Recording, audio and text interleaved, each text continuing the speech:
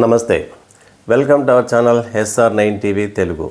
మన channel subscribe చేయండి, like చేయండి, షేర్ చేయండి, కామెంట్ చేయండి. ప్లీజ్ సపోర్ట్ మీ. చంద్రబాబు నాయుడు గారు గొప్ప స్టేట్మెంట్ ఇచ్చారు. సంతానాన్ని, పేద ప్రజలంతా సంతానాన్ని కనండి, ఎక్కువ సంతానాన్ని కనండి, ప్రజలు ఎక్కువగా ఉంటేనే ఈ రాష్ట్రము దేశము సుభిక్షంగా ఉంటుందని చంద్రబాబు నాయుడు గారు ఒక స్టేట్మెంట్ ఇచ్చారు. ఆయనే గతంలో ఒక స్టేట్మెంట్ ఇచ్చారంట. అదేంటి?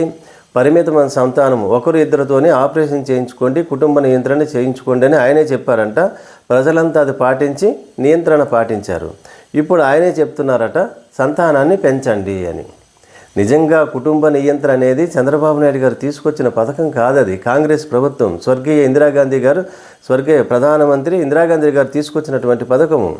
ఈ దేశము నిరుపేద దేశము కాబట్టి ఈ దేశము నిరుపేద దేశం కాస్త ఆర్థికంగా అభివృద్ధి చెందాలి అంటే పరిమితమైనటువంటి సంతానం ఉండాలని కుటుంబ నియంత్రణ అనేటువంటి గొప్ప పథకాన్ని తీసుకొచ్చినటువంటి పార్టీ కాంగ్రెస్ పార్టీ. కానీ చంద్రబాబు నాయుడు గారికి ఉన్న గొప్ప లక్షణం ఏంటంటే ఏ మంచి పథకమైనా, ఏ మంచి స్కీమ్ అయినా ఆయనే కనిపెట్టినట్టు, ఆయనే ఇంప్లిమెంట్ చేసినట్టు ప్రచారం చేస్తారు.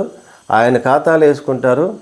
ప్రజలు నమ్ముతారా లేదని కాదు, ప్రజల చేత నమ్మించేటువంటి నైపుణ్యం చంద్రబాబు గారికి ఉంది. అదే ఆయన చేస్తుంటారు. ఇప్పుడు మళ్ళీ అధిక సంతానం కనండి, ప్రజలను ఎక్కువగా కావాలంటున్నారు. ఎక్కువ సంతానం కావాలన్నటువంటి ప్రజలను ఎక్కువ సంతానం కనమని చెప్తున్నారు. ఈ పథకమైన పోనీ ఆయన సృష్టించిందంటే అది కాదు, యూరప్ కంట్రీస్ ఇంప్లిమెంట్ చేస్తుంది ఇది. ఎందుకంటే అక్కడ దేశము భూభాగం ఎక్కువ, జనాభా తక్కువ. రష్యా లాంటి దేశం ఉందనుకోండి, చాలా చిన్న దేశం అది. కానీ భూభాగము భారతదేశం కంటే పెద్ద భూభాగం కలిగి ఉన్నటువంటి దేశం. అక్కడ జనాభా తక్కువ ఉంది కాబట్టి సంతానోత్పత్తిని పెంచమని చెప్తున్నాయి. అలాగే చైనాలో వృద్ధులు ఎక్కువైపోయారు. వాళ్ళు ఎప్పటి నుంచో కొన్ని దశాబ్దాల నుంచి వన్ ఆర్ నన్, ఒకరో లేదా అసలు వద్దు అనే పథకాన్ని అమలు చేయటం వల్ల సంతానం లేకపోవటం వల్ల, యువత లేకపోవటం వల్ల వృద్ధులు ఎక్కువైపోయారు చైనాకు. అటువంటి చైనా, మనకంటే అభివృద్ధి చెందినటువంటి చైనా ఇప్పుడు యువత లేదు కాబట్టి సంతానాన్ని పెంచమని చెప్తుంది, ప్రోత్సహిస్తుంది.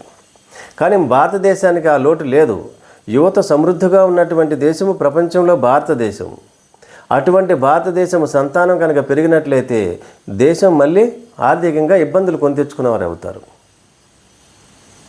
చంద్రబాబు నాయుడు గారు ఏం చెప్పారు? ఎటువంటి స్టేట్మెంట్ ఇచ్చారు తెలుసా? ఆయన ఎన్నికల్లో సంపద సృష్టించి ఆ సంపదను ప్రజలకు పంచుతానన్నారు. ఇప్పుడు తీరా చూస్తే ఏమంటున్నారు? ఆయన సృష్టించేటువంటి సంపద 2045 విజన్ కదా, ఆయన విజనరీ ముఖ్యమంత్రి కాబట్టి 2045కి ఆయన సంపద సృష్టిస్తే ఆ సంపదను మరి ఎవరికి ఇవ్వాలి? ప్రజలు లేకపోతే, రాష్ట్రంలో ప్రజలే లేకపోతే ఆయన సృష్టించినటువంటి సంపదను అనుభవించడానికి ప్రజలు ఉండాలంట. అందుకని మీరు ఎక్కువ సంతానాన్ని కనండి అని చెప్తున్నారు ఆయన. ఎందుకంట విశాలమైనటువంటి ఎయిర్పోర్ట్స్ ఉంటాయి, పెద్ద పెద్ద ఎయిర్పోర్ట్స్లు ఉంటాయి. కానీ ఎయిర్పోర్ట్లో తిరగడానికి ప్రజలు ఉండరు. విశాలమైన రోడ్లు ఉంటాయి, ఆ రోడ్ల మీద తిరగడానికి ప్రజలు కావాలంట. మరి ధనవంతులకి, ఐశ్వర్యవంతులకి వర్తిస్తుందా? చంద్రబాబు నాయుడు గారి కుటుంబానికి ఇది వర్తిస్తుందా? అది వర్తించదు. పేద ప్రజలు మాత్రమే దీన్ని ఇంప్లిమెంట్ చేయాలి. అక్కడే ఆయన భావం, ఉద్దేశం మనకి స్పష్టంగా తెలుస్తుంది. ఎవరిష్టం వారిది, ఎవరు ఏ భావంతో చూస్తే ఆ భావం వస్తుంది అనుకోండి. చంద్రబాబు నాయుడు గారి ఉద్దేశం ఏంటి? మరి ఆయనకు వారసుడు ఒక్కడే, ఆయన కొడుకు మళ్ళీ వారసుడు ఒక్కడే. మరి ఆయన కొడుకు చెప్పొచ్చు కదా, ఒక్కడితో ఆపొద్దు, 4-5 సంతానాన్ని కనమని ఆయన కొడుకు చెప్పొచ్చు కదా, ఆయన యువకుడే కదా. ఆయన ఇంప్లిమెంట్ చేసి అందరికీ ఆదర్శంగా ఉండాలి చంద్రబాబు నాయుడు గారు. అప్పుడు ప్రజలు నమ్మండి, తప్పేం లేదు. మన ముఖ్యమంత్రి గారు తన కుమారుడికి అమలు చేశారు కాబట్టి మనం కూడా అదే మార్గంలో వెళదామని అనుకోవచ్చు. కానీ పేద ప్రజలను మాత్రమే ఆయన పాటించమంటున్నారు. అధిక సంతానాన్ని కనమని చెప్తున్నారు. పేద ప్రజలు ఆయన మాటలను ఏమనుకుంటున్నారంటే, పేద ప్రజలు 2045 కల్లా ఎయిర్పోర్ట్లో వచ్చేస్తే వారు అధిక సంతానం ఉంటే ఆ అధిక సంతానం ఫ్లైట్లో తిరగవచ్చు, విశాలమైన రోడ్ల మీద కార్లలో తిరగవచ్చు అని భావిస్తున్నారేమో. అది కాదు జరిగేది, జరగబోయేది వేరేగా ఉంటుంది. అంటే ఇప్పుడు చంద్రబాబు నాయుడు గారి దృష్టి ఏంటి? సంపద సృష్టిస్తా కాస్త సంపద సృష్టికి ప్రజలే కారణం కాబట్టి అధిక సంతానాన్ని ఆయన సంతానం కనమని చెప్తున్నారు. ఈ పేద ప్రజలకు ఏం చేశారు చంద్రబాబు నాయుడు గారు? ఇప్పుడు తీసినటువంటి పథకం, పేద ప్రజలు ఇంగ్లీష్ విద్య తీసేశారు, అందరికీ తెలుగులోని ఎడ్యుకేషన్ గవర్నమెంట్ స్కూల్లో ఇంప్లిమెంట్ చేస్తున్నారు. పేద పిల్లలు కనుక ఇంగ్లీష్ నేర్చుకుంటే తెలుగు భాష అంతరించిపోతుంది, తెలుగు సంస్కృతి అంతరించిపోతుంది. మరి ధనవంతులు ఐశ్వర్యవంతులు కనుక ఇంగ్లీష్ అనే విద్యను అభ్యసిస్తే తెలుగు భాష అంతరించిపోదు, తెలుగు భాష తెలుగు సంస్కృతి సురక్షితంగా ఉంటుంది. పేద ప్రజలు మాత్రమే అది అమలు చేయాలట. ఇదేమి విడ్డూరము! అంటే పేద ప్రజలకు ఒక న్యాయము, ధనవంతులకు ఒక న్యాయం ఉంటుందా ఎక్కడైనా? ఇది ప్రజాస్వామ్యము. చట్టం ఏదైనా ఒకటే ఇంప్లిమెంట్ చేయాలి ఎవరికైనా. అంటే ఇప్పుడు మనం ఏం జరుగుతుంది, పేద ప్రజలు కనుక సంతానాన్ని కనకపోతే, పేద ప్రజలే లేకపోతే, వీళ్ళంతా ఇంగ్లీష్ విద్యను నేర్చుకుని మంచి మంచి ఉద్యోగాల్లో వెళ్ళిపోతే సాధిస్తే అప్పుడు పని చేయడానికి లేబర్ అంటూ ఉండరు.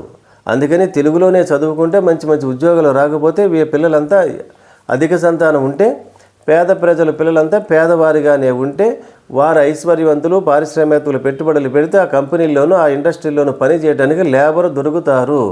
అందువల్లే మీ పిల్లలు మీరు ఎక్కువ సంతానాన్ని కనండి, పేదవారిగానే ఉండండి అని దీని భావము అయి ఉండొచ్చు. 2045 కల్లా ఎవరు ఉంటారో ఎవరు పోతారో ఎవరికీ తెలియదు. కానీ అనుభవించడానికి ధనవంతుల ఐశ్వర్యాలు అనుభవించాలంటే, వారి ఐశ్వర్యాన్ని అనుభవించాలంటే ఎలా సాధ్యం? పేద ప్రజలు ఉంటేనే, వారి చేత వారు సర్వీస్ చేస్తేనే వారు అనుభవించగలుగుతారు. అందుచేత పేద ప్రజలు చంద్రబాబు నాయుడు గారి మాటలను నమ్మి పొరపాటున మీరు అధిక సంతానాన్ని కనుక కన్నట్టయితే మీ కుటుంబం ఆర్థికంగా చిన్నాభిన్నం అయిపోతుంది. మీ ఒక్కొక్క పేద కుటుంబంలోనూ 4-5 సంతానం ఉంటే 4-5 పోషించడం సాధ్యం కాదు, ఆ పిల్లల్ని చదివించడము సాధ్యం కాదు, వారికి కనీసం ఇండ్లు కూడా ఏర్పాటు చేయలేరు. ప్రభుత్వం ఒక కుటుంబానికి ఒక ఇల్లు మాత్రమే ఇస్తుంది, అది కూడా చిన్న ఇల్లు, 2 గదులు ఇల్లు ఇస్తారు. ఆ 2 గదుల ఇల్లుల్లో 5-6 సంతానం ఉంటే ఎలా జీవించగలుగుతారు, ఎలా సుఖంగా ఉండగలుగుతారు? మీరు ఇంటి కుటుంబ యజమానులు ఇద్దరు కూలి పని చేస్తే 5-6 మంది పిల్లలను పెంచేటువంటి శక్తి ఉంటుందా? ఉండదు. కాబట్టి కోరి కష్టాలను తెచ్చుకోవద్దు. చంద్రబాబు నాయుడు గారి మాటలను విని కోరి కష్టాలను తెచ్చుకోవద్దు. మీరు పరిమితమైనటువంటి సంతానాన్ని మాత్రమే కనండి. కుటుంబ నియంత్రణను ఖచ్చితంగా పాటించండి. చంద్రబాబు నాయుడు గారు కుమారుడు కనుక పాటిస్తే అప్పుడు ప్రజలంతా ఆలోచించవచ్చు. అంతేకాని ఆదర్శం ఆయనకి కాదు, ప్రజలకు మాత్రమే ఆయన చెబుతూ ఉంటారు. అది ఆదర్శవంతంగా ప్రజలు మాత్రమే పాటించాలంటే కష్టాలను కోరి తెచ్చుకున్నట్లయితే.